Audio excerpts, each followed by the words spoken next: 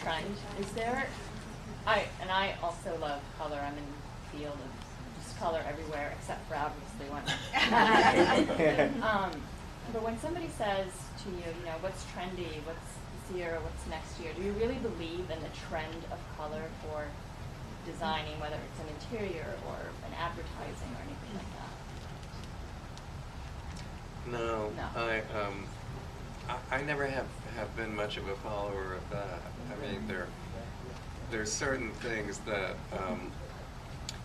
lead a little bit, like in fashion, for example, which is very cyclical and quicker than architecture and design, but I think it has an influence on it. But I never have been very much a part of that trend thing. I think trends are super important potentially for product.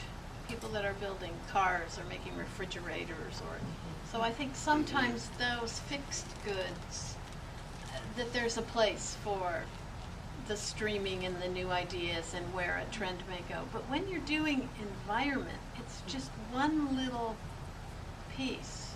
It's one of those 6 pieces that you should be looking at. It certainly won't give you a foolproof formula.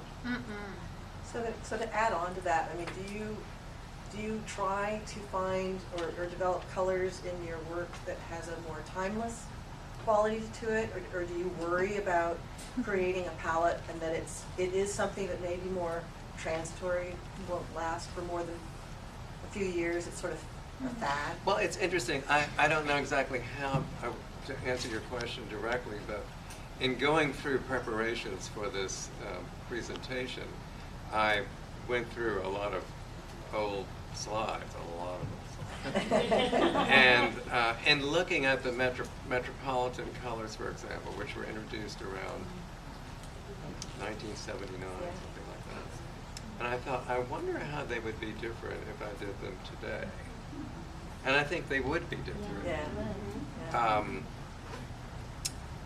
Not completely, but I mean, the look of the whole thing would be different.